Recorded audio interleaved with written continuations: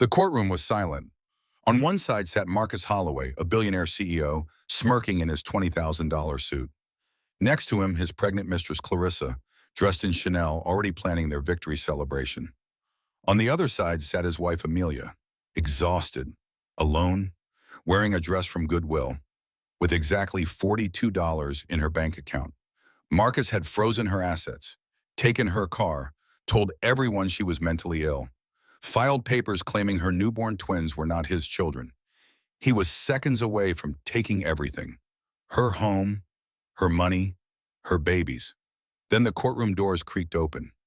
And what walked through those doors would expose a secret so devastating, so shocking, that the mistress would completely lose control in front of everyone. But here's the thing: the secret was not just about the twins. It was about who was really being betrayed. And it was not Amelia. By the end of this story, you will discover why a billionaire's own lies became the trap that destroyed him, why his mistress screamed for the bailiffs, and why the judge's final words left the entire courtroom in stunned silence. This is a story about betrayal, revenge, and the moment when a woman with nothing left to lose became the most dangerous person in the room. Stay until the end, because the final twist, you will never see it coming. There is a specific quality to silence at 6 in the morning. It is not the absence of sound, but rather the presence of possibility. The world holds its breath, waiting to see what kind of day will unfold. Amelia Holloway stood in her Pacific Palisades kitchen, 8 months pregnant with twins, making coffee the way she had done every morning for 7 years of marriage. The Italian espresso machine hummed its familiar song. The marble countertops gleamed under soft pendant lights. Through the floor-to-ceiling windows, the Pacific Ocean stretched toward the horizon like a promise of infinite tomorrows. She was exhausted. Her ankles were swollen. Her back ached with the weight of 2 growing lives. But she was happy, genuinely, completely happy. At least, she thought she was. From her husband's home office down the hall, she heard laughter. Low, intimate, unfamiliar laughter. She assumed it was a business call. Marcus was the CEO of Vanguard Developments, one of the largest real estate empires on the West Coast. He took calls at all hours from investors across different time zones. She poured his coffee into his favorite mug, the one she had custom made for their 5th anniversary with their wedding date engraved on the bottom. She waddled down the hallway, her swollen feet patting softly on the hardwood floors. She pushed open the door, and her world ended. Marcus sat at his desk, laptop open, video calling someone. On the screen was a woman, blonde, beautiful, naked from the shoulders up. The woman was blowing a kiss at the camera, and Marcus, her husband of 7 years, the father of the twins growing inside her, was blowing one back. There is this thing that happens when your world ends. Time does not stop. It stutters, like a scratched DVD stuck on the same frame. Amelia watched her husband blow a kiss back to a woman who was not her, and her brain simply buffered. The coffee cup slipped from her fingers. It shattered on the hardwood floor, dark liquid spreading like blood across the pale wood. Marcus spun around. His face cycled through emotions in rapid succession: surprise, annoyance, and then, most devastatingly, anger. Not guilt, not shame. Anger. He slammed the laptop shut. Amelia, her voice barely above a whisper, said, "Marcus, who was that?" He did not apologize. He attacked. "You are spying on me now. This is exactly why I cannot stand being around you anymore. You are paranoid. You are suffocating." That was a business associate. She was naked, Marcus. He rolled his eyes. Actually rolled his eyes at his pregnant wife, who had just caught him in what looked exactly like what it was. She was in a spa. In Europe. It is normal there. God, Amelia, not everything is about you. He stood up, stepping over the broken ceramic and the spreading coffee, and walked past her without another word. She heard his footsteps on the stairs, the slam of the guest bedroom door. Amelia stood frozen in the doorway of his office for what felt like hours, but was probably only minutes. She looked down at the broken cup, at the coffee staining the beautiful floors, at the shattered pieces of the life she thought she had. Here is what I wish someone had told me in that moment. When someone makes you feel crazy for seeing what is right in front of you, that is not confusion. That is gaslighting. And gaslighting only works if you let it. But I did not know that then. I was 8 months pregnant. I was terrified. I was alone in a mansion that suddenly felt like a prison. So I let it work. I cleaned up the broken cup. I mopped the coffee. I told myself I must have misunderstood. She was at a spa. In Europe. People do strange things in European spas. Maybe it was normal there. Maybe I was being paranoid. Maybe pregnancy hormones were making me see things that were not there. I went to bed that night in our master bedroom, alone, my hands resting on my belly where Leo and Luna were kicking, and I told myself everything was fine. Everything was not fine. It would be 6 months before I understood just how not fine everything truly was. 6 months before I walked into a Los Angeles courtroom with nothing but a worn envelope and two sleeping babies. 6 months before a judge would expose the secrets that would destroy not just my marriage, but the carefully constructed lies of everyone who had tried to destroy me. But I am getting ahead of myself. Let me tell you what happened next. Let me tell you about the sisterhood that saved my life, the betrayals that nearly ended it, man, and the moment when a mistress lost complete control after a judge exposed the secret she never saw coming. This is my story, and it begins with a phone call. The morning after I caught Marcus on that video call, I sat in my kitchen, staring at my phone. I had not slept. I had replayed the scene in my mind hundreds of times, trying to find an angle where it looked innocent. There was none, but Marcus had been so certain, so dismissive, so angry at me for even questioning him. Maybe I really was losing my mind. I called my sister. Chloe Mitchell was 28 years old, 4 years younger than me, and everything I was not. Where I was soft-spoken, she was loud. Where I avoided conflict, she ran toward it with a baseball bat. She worked as an ER nurse at Cedars-Sinai, pulling 12-hour night shifts that would have broken most people. Nothing fazed her, nothing scared her. She answered on the second ring. "Millie, it is 6:30 in the morning. Someone better be dying." I tried to speak. What came out instead was a sob. 15 minutes later, she was at my door with a bottle of cheap red wine for herself and a box of herbal tea for me. We sat at the kitchen island, and I told her everything. The video call, the naked woman, the kiss, Marcus's reaction. When I finished, Chloe was quiet for a long moment. Then she set down her wine glass with a decisive clink. "Let me get this straight." He said she was at a European spa, on a video call, at 6 a.m. Pacific time. So that would be 3 p.m. in Europe, fully naked, at a spa, on a business call, with your husband. He said it is normal there. Chloe laughed, but there was no humor in it. "Honey, I have been to Europe, twice. You know what is normal there. Cheese, good bread, judging Americans, not conducting naked Zoom meetings with married men. But maybe I am being paranoid. Maybe pregnancy hormones are making me see things wrong." Chloe reached across the island and took both my hands in hers. "Amelia Rose Holloway, listen to my dilemma. You are not crazy. You are not paranoid. You saw what you saw.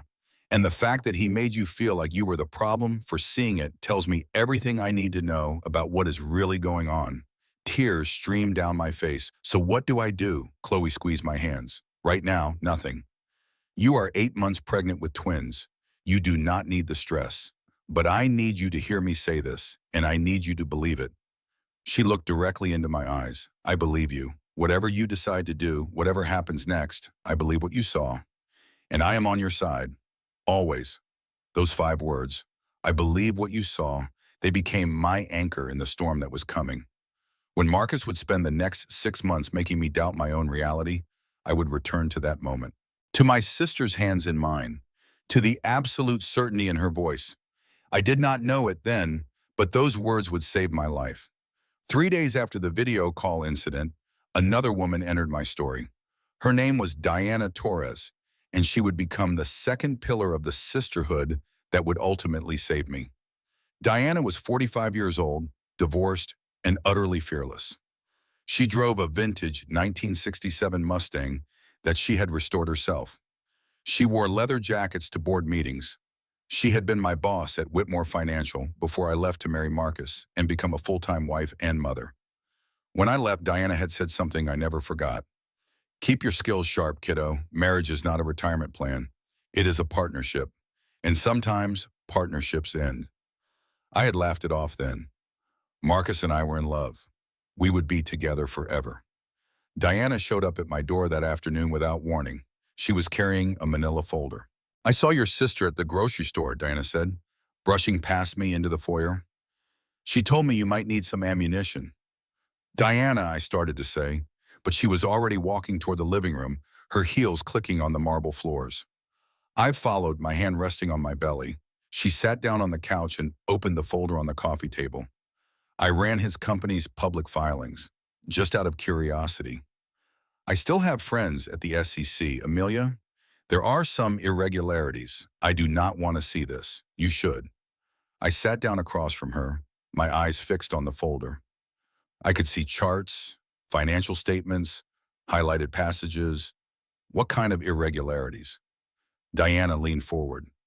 Money moving to offshore accounts. Shell companies in the Caymans with no clear purpose. Large payments to a law firm called Sloan and Pierce that does not appear to do any actual legal work for Vanguard. She paused, and a lot of expensive gifts charged to corporate accounts.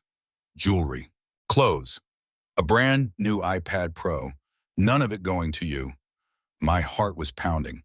Maybe there is an explanation. Maybe. Diana closed the folder. Or maybe your husband is doing something he should not be doing, with someone he should not be doing it with. And if that is the case, you are going to need evidence. You are going to need leverage. And you are going to need people in your corner who know how to fight dirty. I am not going to spy on my husband. Diana stood up. She tucked the folder under her arm. I am not asking you to. I am just asking you to remember that I am here, that I have resources, and that when you are ready to stop pretending everything is fine, I will be ready to help. She walked toward the door, then stopped and turned back. Also, Amelia, for what it is worth, I have known Marcus for 8 years. I have watched him at parties, at business events, at charity galas. I have seen the way he looks at other women. And I have seen the way he looks at you. She paused. He used to look at you like you were the sun, like everything else in the room was just background noise. He does not look at you like that anymore. And you deserve to know why. She left. I sat in my empty living room, hands on my belly, and cried until there were no tears left. 2 weeks later, I went into labor. It was 3 in the morning. I woke up to a sharp pain and a rush of fluid. The babies were early, not dangerously early, but early enough that panic set in immediately. I reached for Marcus's side of the bed. Empty. He had been sleeping in the guest room for 2 weeks, claiming he needed space to think. I grabbed my phone and called him. It rang 4 times and went to voicemail. I called again. Voicemail. Again. Voicemail. In desperation, I called Chloe. She answered instantly, her voice alert despite the hour. Millie, the babies are coming. Marcus is not answering. I need to get to the hospital. I am on my way. Do not move. Chloe drove me to Cedars-Sinai at 4 in the morning. She held my hand through intake, through the initial examinations, through the growing contractions. I kept trying to reach Marcus. Every call went to voicemail. For 14 hours, I labored. For 14 hours, I pushed. For 14 hours, I waited for my husband to appear. He never did. At 5:23 in the afternoon, Leo Marcus Holloway entered the world screaming. At 5:31, Luna Grace Holloway followed, quieter but equally determined. I held them both in my arms, tears streaming down my face. My sister stood beside me, her own eyes wet. They are perfect, Chloe whispered. Millie, they are absolutely perfect. I looked at my children, my miracles. I had waited so long for them. I had wanted them so desperately. But the joy was incomplete, because their father was not there. Marcus finally appeared at 7 that evening, 14 hours after my first call. He walked into the hospital room with a bouquet of generic flowers and a face that showed no emotion. His hair was damp. His shirt was fresh. He smelled like cologne I did not recognize. Amelia, sorry I missed my phone. I was at the gym. 14 hours at the gym. I did not say that. I was too exhausted, too broken, too desperate for him to look at our children and fall in love with them the way I had. He walked to the bassinet where Leo and Luna slept side by side. He looked down at them, and then he said the words that shattered what was left of my heart. They do not look like me. I heard Chloe suck in a breath. I saw the nurse freeze in the doorway. Marcus, what are you saying? He turned to face me, and there was something cold in his eyes. something I had never seen before. I am saying I want a paternity test. I am saying I do not know whose children these are. I am saying I think we need to talk to lawyers. They are your children. I have never been with anyone else. Marcus, you know that. He shrugged, a small, dismissive gesture that felt like a knife in my chest. I know what you have told me, but these babies are early. They do not look like me, and I have been doing some thinking about our marriage.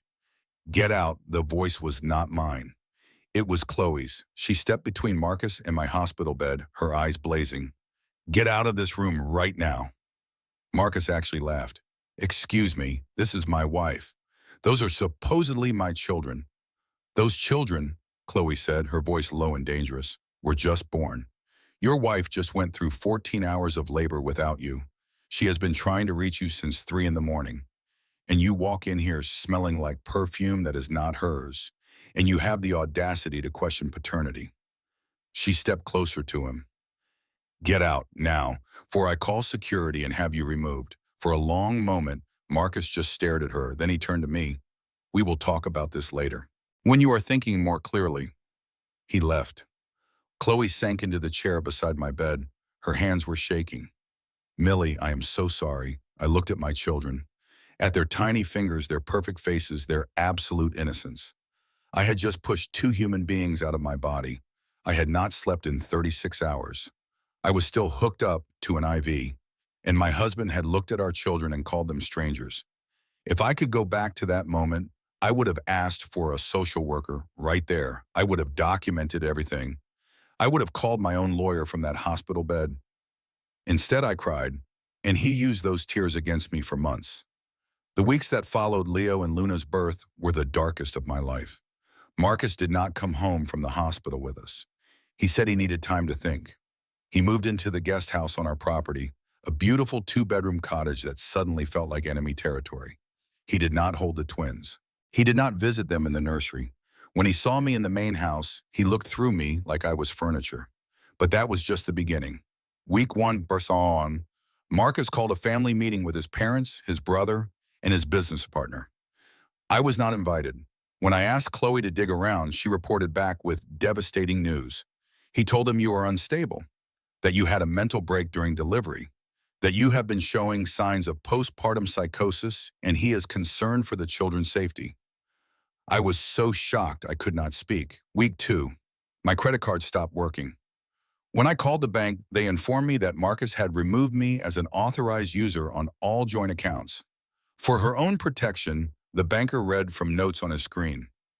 Mrs. Holloway has been spending erratically, and Mr. Holloway is concerned. I was buying diapers, formula, onesies. I was buying things for his children. Week 3, I tried to use the car to drive to a pediatric appointment. The garage door would not open. When I called Marcus, he said he had changed the codes. You should not be driving in your condition.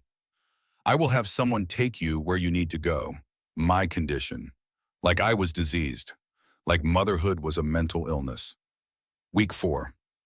I came downstairs one morning to find a stranger in my kitchen. A woman in her 50s with kind eyes and a guarded expression. Mrs. Holloway, I am Rosa Mendez. Your husband hired me to help with the twins. I did not hire a nanny. Rosa's expression flickered. Something complicated moved behind her eyes. Mr. Holloway felt you needed support. I am here to help however you need. What I did not know then was that Rosa had been hired to spy on me, to document any signs of maternal neglect, to build a case that I was an unfit mother. What Marcus did not know was that Rosa Mendez was a mother of 3 who had survived her own nightmare marriage 20 years earlier. She recognized the signs immediately, and she chose her side. Week 6, Marcus changed the locks on his home office. When I asked why, he said he needed privacy for sensitive business matters. I found out later that he was installing cameras throughout the house. Security measures, he called them, to monitor the children's safety, to monitor me. Week 8, I was breastfeeding Luna in the nursery when a man in a suit appeared in the doorway. He was holding an envelope. Amelia Holloway. Yes, you have been served. He dropped the envelope on the changing table and walked away. Inside was a divorce petition. Marcus was filing for dissolution of marriage on the grounds of infidelity. He was claiming that the twins were not his biological children. He was seeking full custody. I was so stunned I could not cry. I sat there with Luna at my breast and the divorce papers in my lap, and I simply could not process what I was seeing. How could he do this? How could he look at these babies and claim they were not his? How could the man I had loved for 7 years turn into this monster? Week 10, the final blow. I went to the ATM to withdraw cash for groceries. My card was declined. I tried again. Declined. I called the bank. Mrs. Holloway, your accounts have been frozen by court order. Pending the divorce proceedings, Mr. Holloway has petitioned for temporary control of all marital assets. Frozen, everything, every penny we had accumulated in 7 years of marriage, every dollar I had contributed before I gave up my career to support his. I had $42 in a personal savings account I had opened before we were married. A rainy day fund I had forgotten even existed. $42, 2 infant children, no job, no credit, no car, and a husband who was systematically erasing me from existence. But here's the thing about hitting rock bottom. When you are that far down, you have only 2 choices. You can lie there and let the weight of everything crush you, or you can start climbing. I started climbing. Rosa found me in the nursery that night, crying so hard I could barely breathe. She sat down beside me and put her arm around my shoulders. Mrs. Holloway, Amelia, listen to me. I looked up at her through my tears. I have seen what he is doing. I know what he has asked me to do, and I want you to know something. She squeezed my shoulder. In my country, we have a word for men like your husband. What is it? Rosa almost smiled. I cannot say it. It is very bad. But if you look it up, there would be a picture of his face. Despite everything, I laughed. A small, broken sound, but a laugh nonetheless. Rosa's expression grew serious. You need help, real help, legal help. Do you have anyone who can fight for you? I thought of Diana, of the folder she had shown me, of her offer to help when I was ready to stop pretending. I might, I said slowly. I might have someone. Rosa nodded. Then call her, tonight, before he takes anything else from you. I picked up my phone and dialed Diana's number. She answered on the first ring. Diana arrived at my house at 11 that night with a laptop, a bottle of whiskey, and Judge Margaret Caldwell. Margaret was 62 years old, silver-haired, and carried herself with the quiet authority of someone who had spent 30 years on the bench before retiring to do pro bono work for domestic abuse survivors. She had been Diana's mentor at Stanford Law before Diana left the legal profession for finance. She shook my hand firmly and looked me directly in the eyes. Mrs. Holloway, Diana has told me about your situation.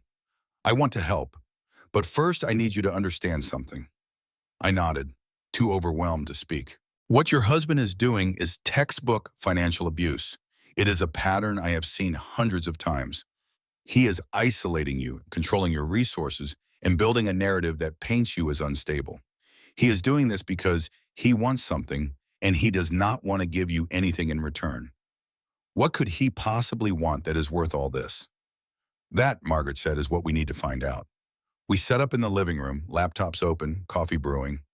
Rosa kept watch for any sign that Marcus might return from wherever he spent his nights. Diana pulled up the financial documents she had gathered weeks earlier. The shell companies, she said, pointing at the screen. The payments to Sloan and Pierce. I could not figure out what they were for, but Margaret might have a theory. Margaret leaned forward. Sloan and Pierce is a boutique law firm specializing in corporate acquisitions and hostile takeovers. They do not do family law. They do not do real estate. So why would a real estate developer be paying them over $2 million in consulting fees? I had no answer. There is also this. Diana pulled up another document. A brand new iPad Pro purchased 3 months ago on a corporate account. Serial number registered to someone named Clarissa DuPont. Who is Clarissa DuPont? I do not know, but I intend to find out. We worked through the night. By dawn, we had a clearer picture of Marcus's financial irregularities, but we still did not understand the full scope of what he was planning. It was Rosa who gave us the breakthrough. Mrs. Holloway, she said quietly, coming into the living room with fresh coffee. The iPad, the one you mentioned, I have seen it. Where? Rosa hesitated. Mr. Holloway gave it to a woman, a blonde woman who visits the guest house sometimes when he thinks you are sleeping. She uses it to take notes, to send messages. She is always typing on it. My blood ran cold. Do you know her name? He calls her Claire. But I have heard her on the phone. Someone on the other end calls her Clarissa. Diana and Margaret exchange looks. Clarissa DuPont, Diana said slowly. Claire for short. She is not just getting gifts from Marcus. She is someone important to whatever he is planning. Margaret stood up. Mrs. Holloway, that iPad, is it connected to your household Wi-Fi? I think so. Everything in the house runs through the same network. And your family iCloud account. Who set that up? I did. 5 years ago. I still pay the $15 a month from my personal savings account. Margaret's eyes sharpened. The account Marcus does not know about. Yes. Does your husband know how iCloud family sharing works? I do not think so. He is not very technical. He just signs into things when I tell him to. Margaret sat back down. Mrs. Holloway, if that iPad was signed into your family iCloud account, and if family sharing was enabled, then everything she does on that device, every note she takes, every photo she saves, every message she sends through iMessage, is backing up to your cloud storage. My heart started pounding. You mean I might have access to her data? Not might. If the settings were not changed, you definitely do. I grabbed my phone with shaking hands. I opened the iCloud app. I navigated to the family sharing settings. And there it was. A device I did not recognize. Claire's iPad. Connected. Syncing. Oh my God, I whispered. Do not open anything yet, Margaret said quickly. Do not react. If they realize you have access, they will wipe everything remotely. We need to be strategic. She pulled out her phone. I know someone at a digital forensics firm. We are going to create a complete backup of everything on that cloud account. Every message, every photo, every note. We are going to preserve it in a way that is legally admissible. And then we are going to find out exactly what your husband and his mistress are planning. The forensic backup took 3 days. 3 days of pretending everything was normal. 3 days of acting like the broken, defeated wife Marcus expected me to be. On the 4th day, we gathered in Diana's apartment, away from any cameras Marcus might have installed. Margaret connected her laptop to the television. I have been through everything, she said, and it is worse than we thought. Much worse. She clicked a button. Clarissa DuPont is not just your husband's mistress. She is a senior partner at Sloan & Pierce, the firm that has been receiving those suspicious payments. And Sloan & Pierce is owned by a man named Arthur Vance. I recognize the name. He is Marcus's biggest competitor. They hate each other. Exactly. 3 years ago, Arthur Vance attempted a hostile takeover of Vanguard Developments. Marcus barely fought him off. It nearly destroyed both companies. So why would Marcus be paying millions to Vance's law firm? He is not paying Vance. Margaret clicked to the next screen. He is being robbed by Vance. He just does not know it yet. The screen showed text messages between Clarissa and Arthur Vance dating back 18 months. Margaret read aloud. From Clarissa to Arthur, dated 14 months ago. Phase 1 complete. He is completely in love with me. Already talking about leaving his wife. This is going to be easier than we thought. My stomach turned. From Arthur to Clarissa, dated 10 months ago. The shell companies in the Caymans are set up. Once you are on his board, we start moving assets, slowly. Nothing that triggers an audit. Within 2 years, Vanguard will be a hollow shell, and we will own everything that matters. I could not breathe. Margaret continued. From Clarissa to Arthur, dated 6 months ago, problem. The idiot just told me he is sterile. The doctor confirmed it today. The Amelia problem is solved, but our plan is dead. On this, he will never leave her for me if I cannot give him an heir. All this work for nothing. Sterile. Marcus was sterile. But I was pregnant. I was carrying twins. His twins. If Marcus is sterile, I said slowly, then how did I get pregnant? Margaret's expression was grave. Keep listening. From Arthur to Clarissa, same day. Dead. Do not be stupid, Clarissa. This is not a problem. This is an opportunity. He is an arrogant fool.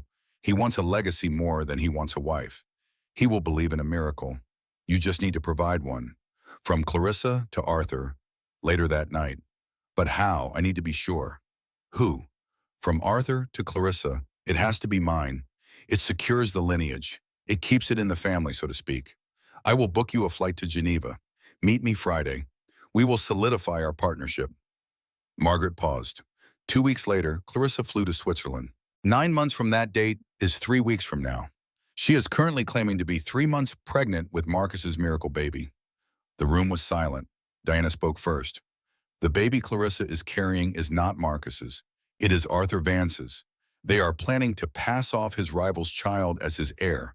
And once she is married to Marcus, Margaret continued, once she is on the board as his wife, they will slowly drain Vanguard from the inside.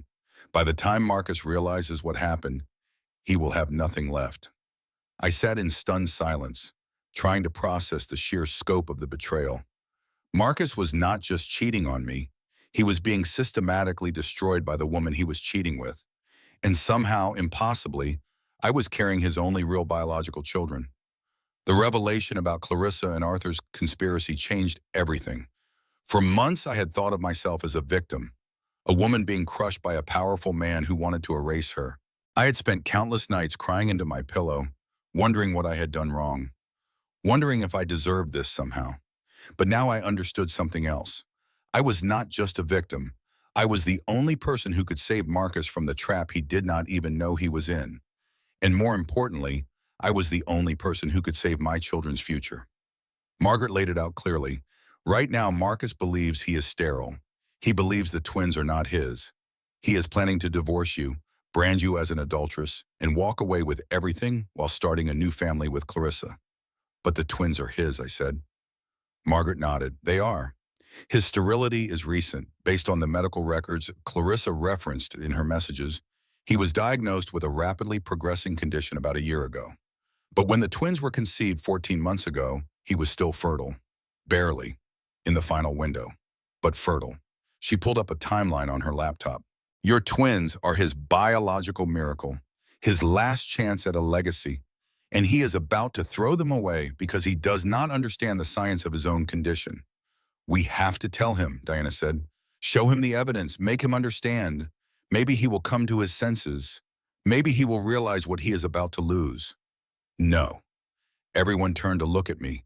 The word had come out of my mouth before I even realized I was going to say it. But once it was out, I knew it was right. I said no. I had surprised myself with the force of my own voice. We are not telling him anything. Amelia, Diana started. He tried to destroy me. I stood up, my hands shaking with something that was not fear anymore. It was anger. Pure, clean, righteous anger. The kind of anger that burns away everything weak and leaves only steel behind. For 4 months, he has been systematically erasing my existence. He froze my accounts. He took my car. He told his family I was mentally ill. He filed papers calling me an adulteress and claiming the children I carried for 9 months are not his. I looked at Margaret. He left me with $42. He tried to make me homeless while I was still recovering from giving birth to twins. He hired someone to spy on me in my own home. He wanted to take my children and leave me with nothing. My voice dropped. He does not deserve a warning. He does not deserve a chance to cover his tracks. He deserves to find out the truth the same way he wanted me to find out. In a courtroom, with everyone watching, with no escape. Margaret studied me for a long moment. Then she smiled, a slow, dangerous smile. Now you are thinking like a survivor. The plan came together over the next several weeks. First, we needed independent evidence that Marcus was the father. The iCloud messages proved Clarissa knew about his sterility diagnosis, but we needed scientific proof that he was fertile when the twins were conceived. Chloe handled that part. She could not access medical records directly. That would be illegal. But she could ask questions. She could listen to gossip in the hospital hallways. She could piece together a timeline from fragments and whispered conversations. What she found was devastating. A year ago, a billionaire patient came to Cedars-Sinai, desperate for a fertility consult. He had been diagnosed with a rapidly progressing varicocle, a condition that was destroying his fertility at an alarming rate. The doctors told him he had weeks, maybe days, of viable sperm production left. The patient was hysterical. He kept saying he needed an heir, that his father's will required a biological child for him to maintain control of the family company, that without an heir, he would lose everything. The timeline matched perfectly. When the twins were conceived, Marcus was in the final window of his fertility. He knew it. He was desperate for a child. And then his wife told him she was pregnant with twins. He should have been overjoyed. He should have fallen to his knees and thanked God for the miracle. Instead, he panicked, because by the time I told him about the pregnancy, he was already involved with Clarissa, already planning to leave me, already building a future with a woman who was secretly planning to destroy him. The twins were not a miracle to Marcus. They were an obstacle, a complication, evidence of a marriage he wanted to escape.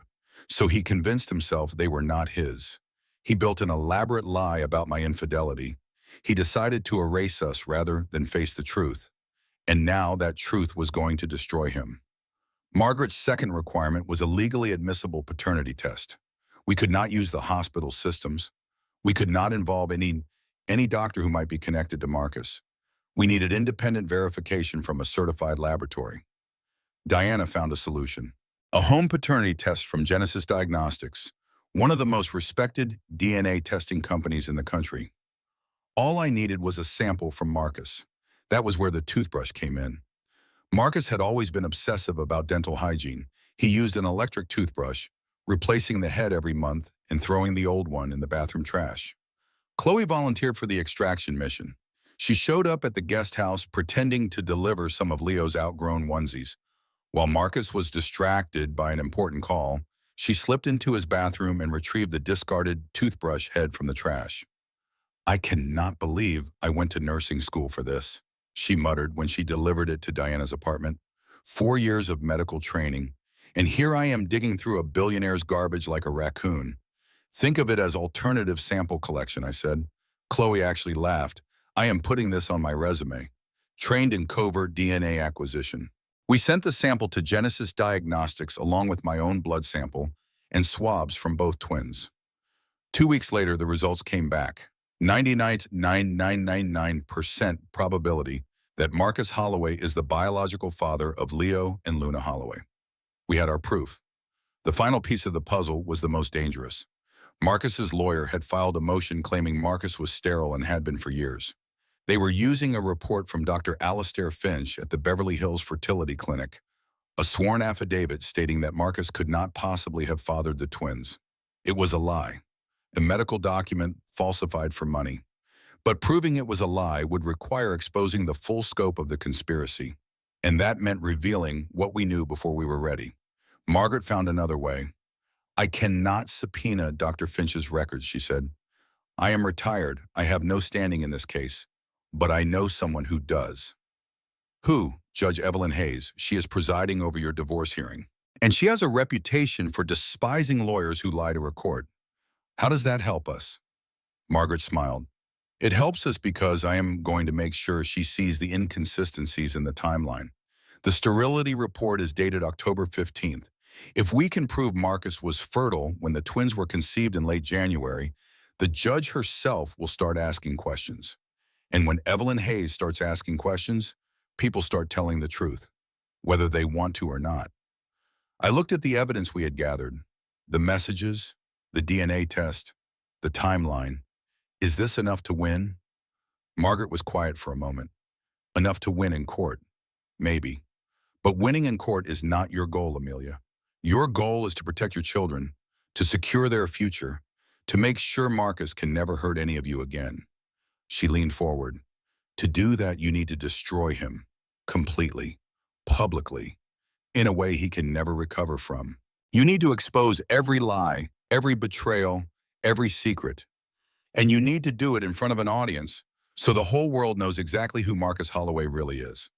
I thought about the man I had married, the man I had loved, the man who had tried to erase me and my children from existence.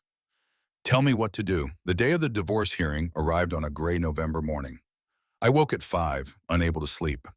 The sky outside was the color of old bruises. I fed Leo and Luna, changed their diapers, and dressed them in the simple cotton onesies that were all I could afford now. I put on the navy blue dress I had bought at Goodwill, the one that was clean but had clearly seen better years. I slipped on practical flats. I looked at myself in the mirror. I looked exhausted, dark circles under my eyes, hair that needed a proper cut, skin that had not seen expensive moisturizer in months. I looked defeated, poor, broken. I looked exactly like the woman Marcus wanted the world to see. Perfect. Because Marcus would walk into that courtroom expecting to crush a defeated woman. He would be looking for weakness, for surrender, for the meek, compliant wife he had spent 7 years creating. He would not be looking for the warrior underneath. Chloe arrived at 7 with a double stroller, a second-hand behemoth she had found at a garage sale. One of the wheels squeaked badly. "You ready for this?" she asked. I looked at my sleeping twins, at the worn envelope in my hands, at the cheap dress and the squeaky stroller and the $42 in my bank account. I have been ready for months. Chloe hugged me. Her arms were strong around my shoulders. "You are the bravest person I know," she whispered. "Whatever happens in there today, I need you to know that. You took on a billionaire with nothing but the truth and a toothbrush." That is legend status. I almost smiled. The Los Angeles Superior Court was an imposing building, all marble and dark wood and the weight of countless broken families. Courtroom 3B smelled of expensive leather and ambition. It was standing room only. Marcus had made sure of that. He wanted witnesses to his victory. I walked in alone, pushing the stroller. Every eye in the room turned to look at me. I could feel their judgment, their pity, their contempt. The poor wife, the gold digger, the woman who had tried to trap a billionaire with someone else's babies. That was the story Marcus had been telling for months. And looking at me, looking at my cheap dress and my tired face and my second-hand stroller, why would anyone doubt it? On the other side of the courtroom, Marcus sat in a $20,000 suit, flanked by his lawyer Theodore Blevin. His posture radiated confidence. His face showed nothing but bored contempt for the proceedings. Behind them in the front row of the gallery sat Clarissa DuPont. She was wearing cream-colored Chanel, her blonde hair pulled into a severe bun. Her hand rested with deliberate maternal grace on the small swell of her pregnant belly, the perfect picture of the wronged woman. The real victim, the good mistress who would become the good wife. She looked at me and smiled, a small, triumphant smile. The smile of someone who has already won. I did not smile back. Judge Evelyn Hayes entered, and the proceedings began. Blevin stood, his voice dripping with rehearsed empathy. "Your Honor, we are here for a simple dissolution. Mr. Holloway has, with great pain, filed for divorce on the grounds of grievous infidelity. While Mr. Holloway would be within his rights to sue for damages, he is generously seeking only a summary judgment. He wishes to dissolve this union, provide statutory minimum severance, and move on with his life. Statutory minimum. After 7 years of marriage, after giving up my career, after bearing his children. He wanted to leave me with nothing." Blevin continued, submitting Exhibit A with theatrical gravity, a certified, notarized medical declaration from the Beverly Hills Fertility Clinic, signed by the esteemed Dr. Alistair Finch. This document proves beyond any shadow of a doubt that my client, Mr. Holloway, has been medically sterile for several years. A gasp rippled through the courtroom. Clarissa's smile widened. "The respondent, Mrs. Holloway," Blevin said, gesturing at me like I was something unpleasant stuck to his shoe, "has claimed her recent conception resulted in twins. This is, of course, a biological impossibility, a desperate, fraudulent attempt to secure a payout." Judge Hayes turned her sharp gaze to me. "Mrs. Holloway, you are here without counsel. Do you have a response to this very serious allegation?" I stood. My legs felt unsteady, but my voice was quiet and steady. "Yes, Your Honor, he is lying." Blevin sighed dramatically. "Lying. Madame, this is a sworn affidavit from one of the top specialists in the country. Are you accusing Dr. Finch of perjury?" "No," I looked directly at Marcus. For the first time in months, I looked him right in the eyes. "I am accusing him of it. Here is what everyone expected to happen next. They expected me to crumble, to stammer, to have nothing but desperate words and empty accusations. Instead, I held up the worn manila envelope. I have my own evidence, Your Honor, but I did not know how to submit it properly. He froze all our assets. I have $42 in my bank account. I could not hire a lawyer. I could not even afford to file a motion." Blevin smiled, sensing the kill. "Your Honor, she has nothing. just the ramblings of a desperate woman. We rest our case. Judge Hayes looked at me, looked at the envelope, opened her mouth to speak, and then the courtroom doors creaked open. Every head turned. Chloe stood in the doorway, looking terrified but determined. She was pushing the double stroller. Inside, wrapped in simple cotton blankets, my twins were sleeping peacefully, unaware that their entire future was being decided in this room. Marcus went rigid, his composed mask cracked, his face flushed crimson. "What is this?" he seethed. "Get those things out of here. This is a court of law, not a daycare." Clarissa's voice cut through the tension, sharp and mocking. "She actually brought props. This is pathetic. Truly pathetic." Judge Hayes slammed her gavel. The crack echoed through the stunned courtroom. Silence. Her voice was ice. "Everyone will be seated now. Those things, Mr. Holloway, are infants, human beings. And this is my courtroom." She looked at Chloe. "You may remain. Park the stroller beside your sister." This small act of validation changed everything. I saw Marcus look at the judge with new eyes, not as a facilitator of his victory, as an opponent. The bailiff brought my envelope to the judge. She opened it, read the contents. Her eyebrows rose toward her hairline. She read it again. "Mr. Blevin, you submitted Exhibit A, the sterility report from Dr. Finch. The date on this report is October 15th of last year." "Correct. That is correct, Your Honor," Blevin said, puffing his chest. "Ironclad, and Mrs. Holloway has submitted this." Judge Hayes held up my document, a prenatal paternity test from Genesis Diagnostics dated February 10th of last year. "9 months before your test, Mr. Holloway." The courtroom went silent. "This test states that there is a 99.999% probability that Marcus Holloway is the biological father of the twins." Marcus went white. I felt something I had not felt in months. Hope. Blevin recovered quickly. "Objection. That test is from a toothbrush. It is junk science. Our exhibit is from a certified medical procedure." Judge Hayes held up her hand. "Both documents are from certified laboratories, Mr. Blevin. Both are legally admissible. So we find ourselves with a paradox. Two contradictory pieces of evidence." She leaned forward. "One of these documents is a lie, and I intend to find out which one." For one beautiful moment, I thought we had won. Then Clarissa stood up. Her face was white. Her hand was no longer resting lovingly on her stomach. It was gripping the gallery railing so hard her knuckles were bloodless. "If Marcus," she whispered. Her voice cracked. "If Marcus became sterile in October, and I am 3 months pregnant now." The courtroom did the math. Clarissa's baby was not Marcus's. Chaos erupted. Gasps, whispers, someone in the gallery actually laughed. But Marcus was not looking at Clarissa. He was not processing this new betrayal. He was whispering to Blevin. And when he stood, his face had transformed from panic to cold calculation. "Your Honor, I demand a recess. I have new evidence that Mrs. Holloway has been collaborating with my business rival, Arthur Vance, to destroy me. She is the corporate spy. This entire thing is a setup." The recess lasted 30 minutes. 30 minutes that destroyed everything I had built. I stepped into the hallway, my hands already reaching for my phone. The marble floors stretched endlessly in both directions, cold and indifferent to the war being fought within these walls. I needed to pull up the backup copies of Clarissa's messages.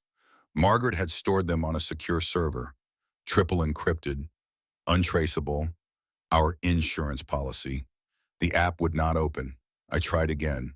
My fingers were trembling so badly I had to use both hands. Error. Connection failed. No, this could not be happening. Not now. Not when we were so close. I called Margaret. The phone rang once, twice, 3 times. Voicemail. Panic clawed at my throat. I called Diana. She picked up on the first ring, and I knew from her voice that something was terribly wrong. "Amelia." Her voice was flat. "Dead. We have a problem. They got into the cloud. Everything is gone." The hallway tilted.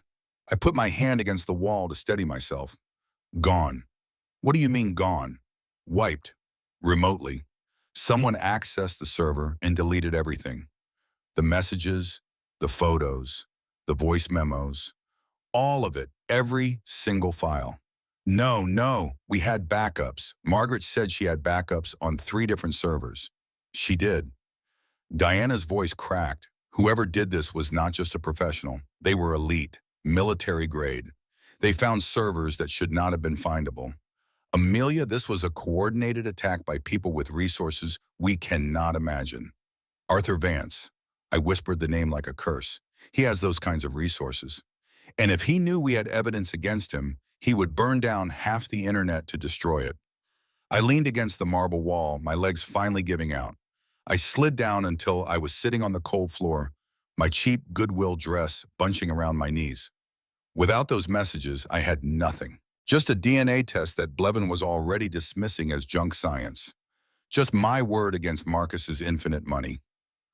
I looked at my shaking hands. They did not look like my own hands anymore.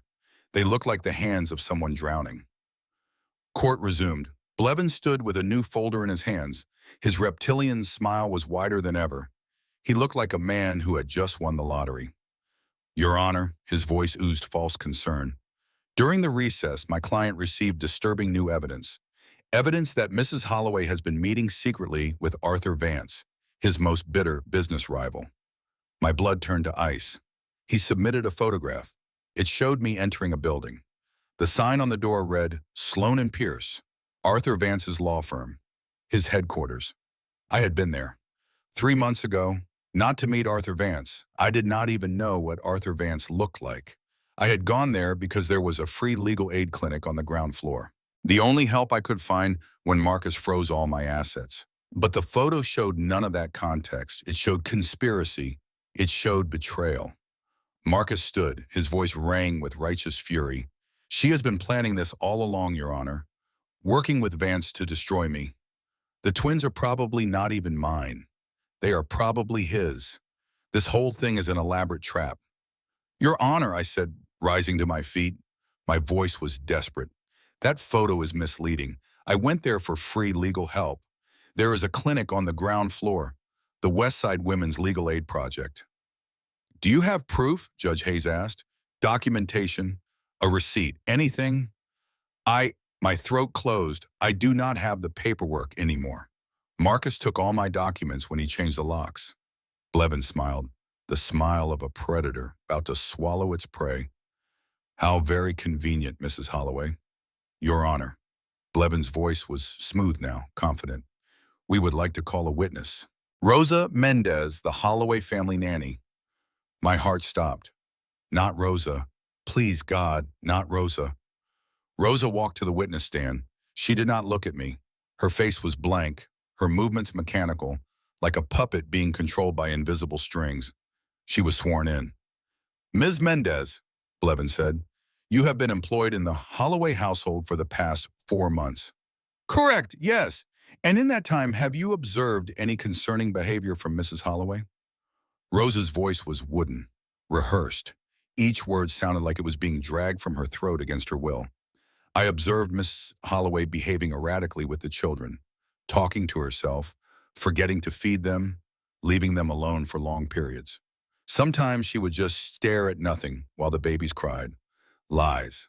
All lies. Rosa had seen me wake up at 2 a.m. and 4 a.m. and 6 a.m. to feed my children. She had told me I was the best mother she had ever worked for. I looked at her, willing her to meet my eyes. She would not. When she stepped down from the stand, she walked past my table. Her shoulder brushed mine, and something dropped into my lap.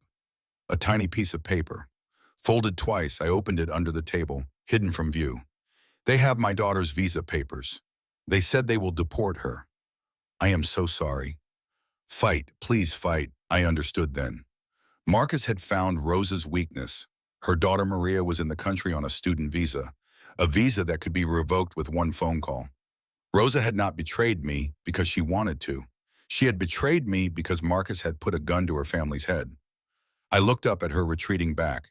She glanced over her shoulder. Her eyes were full of tears. I gave her the tiniest nod. I understand. I forgive you. But understanding did not change anything. Forgiveness did not change anything. All my evidence was gone. I had been framed as a corporate spy. The one witness I thought I could trust had been forced to testify against me.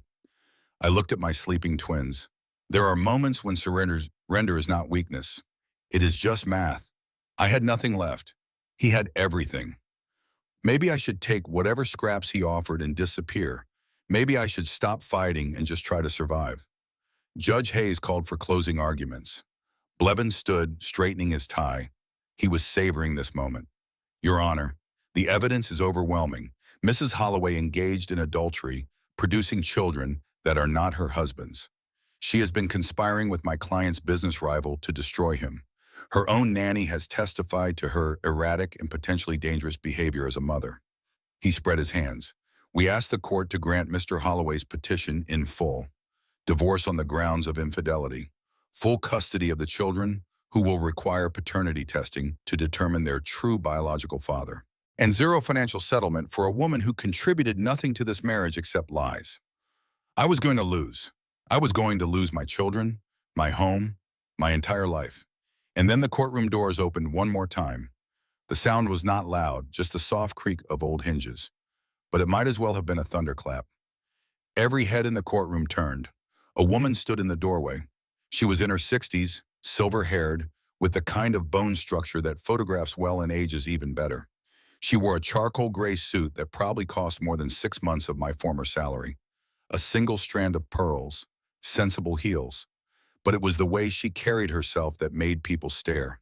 She walked like someone who had spent 30 years handing down judgments from on high.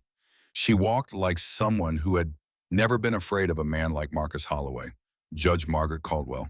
But she was not here for me, Your Honor.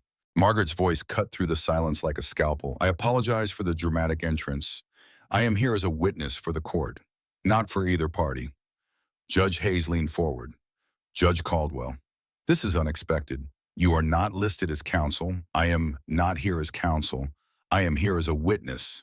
For justice, she reached into her briefcase and withdrew a small object. A USB drive, silver and unremarkable. In that moment, it looked like a weapon. I have evidence of judicial corruption, bribery, perjury, and conspiracy. Evidence involving Dr. Alistair Finch, Theodore Blevin, and at least one sitting member of the California State Bar. Marcus went gray, the color of ash, the color of dead things. This evidence was provided to me by Mrs. Holloway several weeks ago as a precautionary measure. She was concerned, rightly it seems, that attempts would be made to destroy it. Margaret looked directly at me. Her eyes were warm, proud. So she gave me a copy. Not on a server, not in the cloud. On physical media, stored in my personal safe deposit box. A box that cannot be hacked, wiped, or remotely deleted. She turned to look at Marcus. Mrs. Holloway's evidence was not destroyed, Mr. Holloway. It was merely copied. By someone you did not know existed. Stored somewhere you could never find. Waiting for exactly this moment. Here is the thing about fighting a war. Sometimes you lose battles you thought you would win. And sometimes you win battles you thought you had lost. I had not told anyone about Margaret's backup. Not Diana, not Chloe, not Rosa, because the most secure secret is the one that only 2 people know. She had not even told me the full extent of her precautions. She had protected me from the knowledge so that if Marcus found a way to break me, I could not reveal what I did not know. Always, always have a backup of everything in a place they do not know about, with someone they do not know exists. That was the lesson that saved my life. Judge Hayes accepted the USB drive and called a 45-minute recess to review the evidence. When court resumed, her face was thunderous. I have reviewed the materials provided by Judge Caldwell, and I have some questions for the petitioner. Marcus sat frozen. Mr. Holloway, your Exhibit A claims you have been sterile for several years, but your own medical records from Cedars-Sinai show you were diagnosed with a rapidly progressive condition only 14 months ago. At the time of diagnosis, you were told you had weeks of viable fertility remaining. She held up a document. You signed an affidavit swearing you had been sterile for years. That was a lie. You committed perjury in my courtroom. Your Honor, Blevin started. Silence, Mr. Blevin. I am not finished. She pulled up another document. I also have evidence that Dr. Alistair Finch was paid $500,000 to falsify the sterility report. The payment came from a shell company in the Cayman Islands. A shell company that traces back to Vanguard Developments. Marcus was shaking now. But that is not the most disturbing part. Judge Hayes turned to Clarissa, who was trying to edge toward the exit. Ms. DuPont, please remain where you are. Bailiffs, ensure she does not leave. Two bailiffs moved to block the doors. The evidence provided includes 18 months of text messages between Ms. DuPont and a Mr. Arthur Vance. These messages detail an elaborate conspiracy to seduce Mr. Holloway, infiltrate his company, and systematically strip his assets through fraudulent shell companies. Clarissa's face was chalk white. Let me read some of these messages into the record. Judge Hayes pulled up her tablet, from Clarissa DuPont to Arthur Vance, dated 18 months ago, phase 1 complete. He is completely in love with me, already talking about leaving his wife. He says she is boring and fat from the pregnancy. This is going to be easier than we thought. Marcus flinched. From Arthur Vance to Clarissa DuPont, excellent. Keep him focused on the fantasy. By the time he realizes what is happening, it will be too late. She scrolled down. The messages also reveal that Ms. DuPont's current pregnancy is not Mr. Holloway's child. It is Mr. Vance's. The plan was to pass off the child as Mr. Holloway's heir, gain board access through marriage, and complete the corporate takeover from within. Marcus made a strangled sound. His miracle baby, Arthur Vance's child. Judge Hayes was not finished. But there is one final message that I must read into the record, because it changes the nature of these proceedings entirely. She read slowly, letting each word land like a hammer blow. From Clarissa DuPont to Arthur Vance, dated 6 months ago. Quote, he is becoming a liability. If Amelia somehow wins, we need a backup plan. I have been researching his medication, his heart condition, a slightly increased dose of his beta blockers during high stress. Accidents happen, end quote. The courtroom exploded. Ms. DuPont, Judge Hayes said, her voice cutting through the chaos. You were not just planning to steal Mr. Holloway's company. You were planning to murder him. Clarissa DuPont broke. It was not a gradual crumbling. It was a shattering, complete and instantaneous. She lunged for the door, her designer heels skidding on the polished wood. Her scream was not human. It was the sound of an animal caught in a trap. It was Arthur. It was all Arthur. He made me do it. He threatened my career, my family. I am the victim here. The bailiffs caught her before she made it 3 steps. As they wrestled her to stillness, she twisted toward Marcus. Her face was contorted, unrecognizable. All the beauty, all the elegance was gone. I did this for us, she screamed, for our future. You were supposed to love me. You were supposed to marry me. You were supposed to give me everything. Marcus stared at her. I had seen many expressions on my husband's face. Anger, contempt, cruelty. But I had never seen this. He looked like a man watching his own execution. Your future. His voice was barely a whisper. You were planning my funeral. You were going to murder me and marry my corpse's money. Clarissa's face twisted. You deserved it. You are weak. Pathetic. Arthur was right about you. You were never worthy of the empire your father built. Get her out of here. Judge Hayes' voice cut through. Now. The bailiffs dragged her toward the side door. She was still screaming. This is not over. Arthur will destroy all of you. He has people everywhere.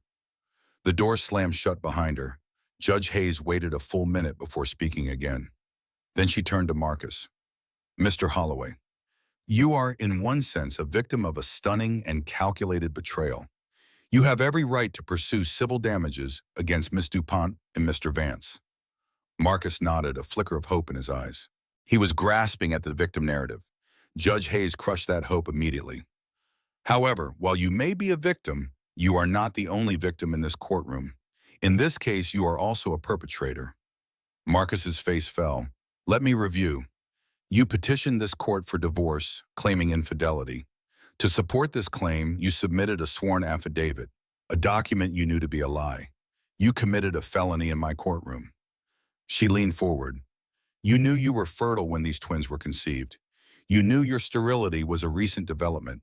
You saw a convenient coincidence of biology and decided to weaponize it against the mother of your children. Marcus was shaking his head, but no words came out. You tried to brand your wife as an adulteress. You gaslit her for months.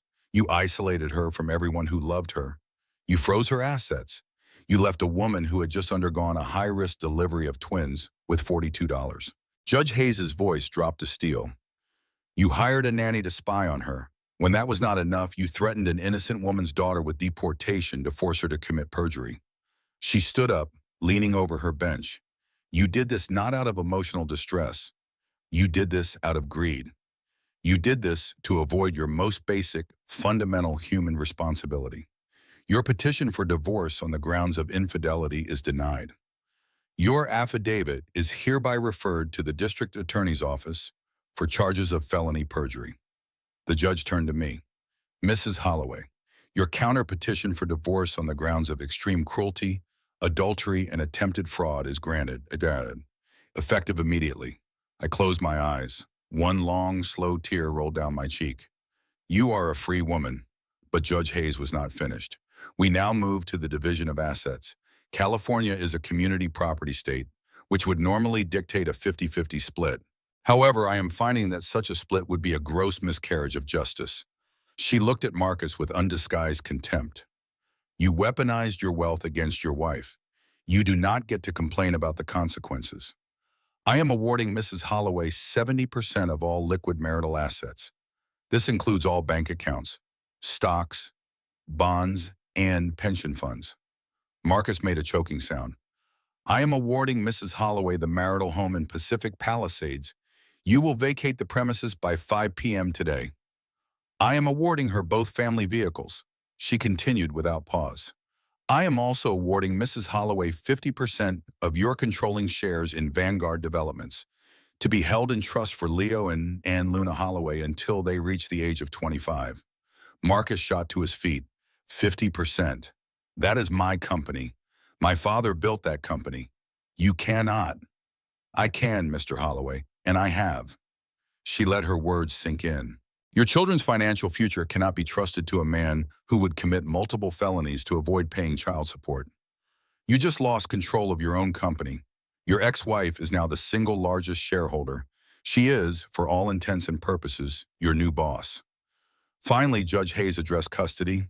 Mrs. Holloway is awarded full sole legal and physical custody of the twins, Leo and Luna Holloway. Mr. Holloway, your behavior has been monstrous. A permanent restraining order is in effect. You will stay 500 yards away from them and their mother. You will have no contact. Marcus's face crumpled. If you wish to ever see your children, you will complete a 1-year psychiatric evaluation, 100 hours of anger management, and 100 hours of parenting classes. Then you may petition this court for a supervised visit. She signed the papers before her. As for support, you will pay $50,000 per month in child support and $20,000 per month in alimony for 5 years. You will pay 100% of the children's health insurance and education.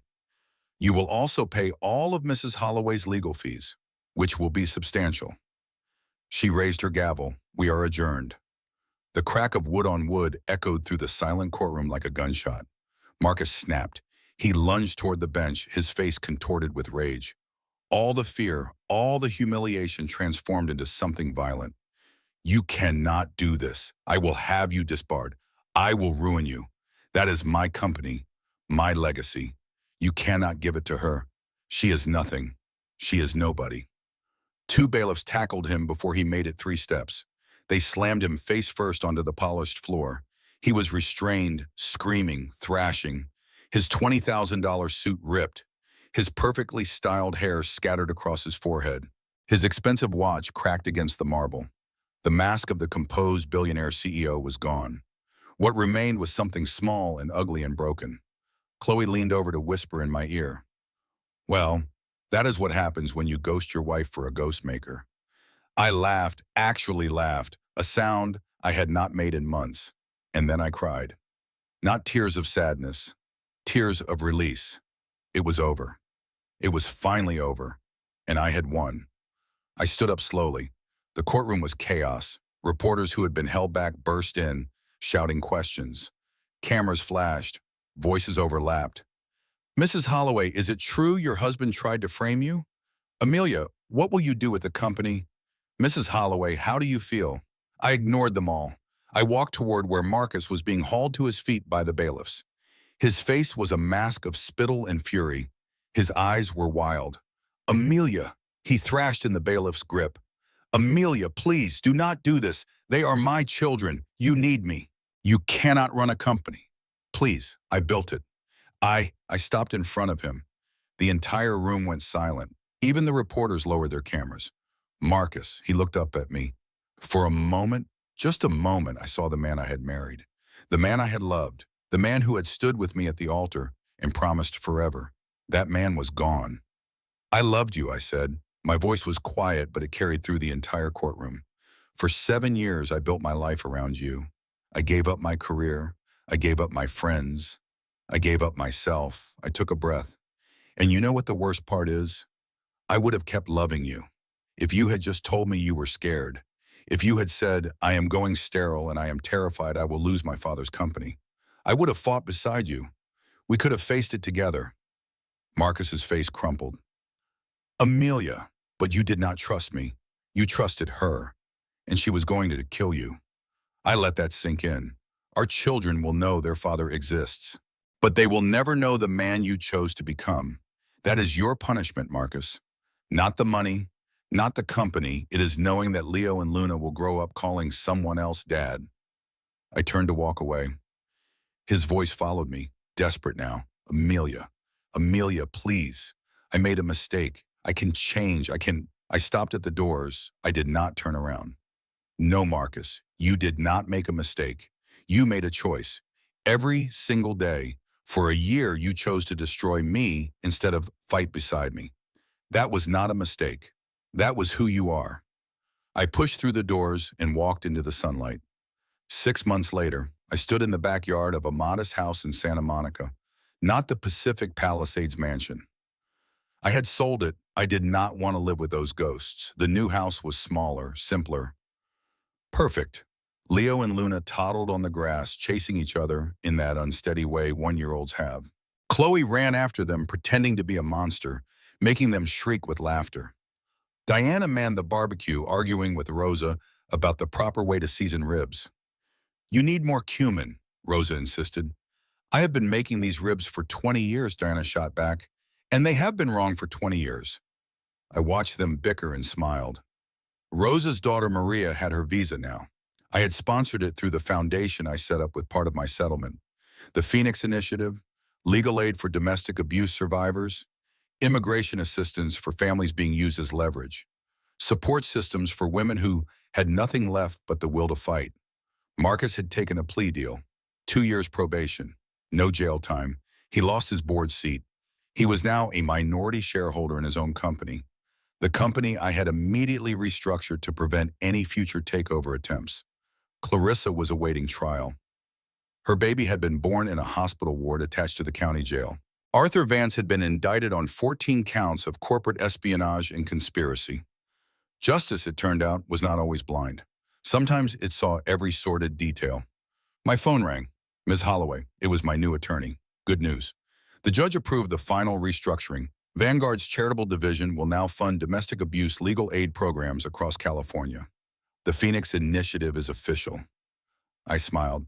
Perfect. I hung up and watched my children play. Here is what they do not tell you about hitting rock bottom. The view from down there shows you exactly who is standing with you and who is standing on you. Chloe had stood with me. Diana had stood with me. Rosa had tried to stand with me even when they held her daughter's future hostage. Judge Caldwell had stood with me. And Marcus had stood on me. He had tried to grind me into nothing. But I was not nothing anymore. I was a mother, a majority shareholder, a survivor, a phoenix. I found a letter in my mailbox that afternoon. No return address, just my name in familiar handwriting. I opened it. I am sorry. I know it means nothing, but I am sorry. I have started therapy. I have started a recovery program for narcissistic abuse perpetrators. I do not expect forgiveness. I just wanted you to know that you were right about everything. I hope Leo and Luna know how lucky they are. I read it twice. Then I folded it neatly, walked to the fire pit where Chloe was making s'mores with the kids and dropped it in. What was that? Chloe asked. Nothing important. I picked up Luna and kissed her forehead. She giggled and grabbed my nose with her tiny hand. I watched the paper burn. The edges curled, blackened, turned to ash. Some letters deserve answers. Some deserve archives. and some deserve to become ash. So you can finally stop carrying them. I had carried Marcus's weight for 7 years. His expectations, his needs, his ego, his betrayals. I was done carrying him. Leo tugged at my dress. Mama, mama up. I scooped him up with my other arm, holding both my children against my chest.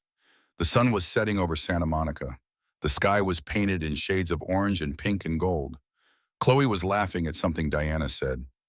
Rosa was finally getting her way with the cumin, and I was free.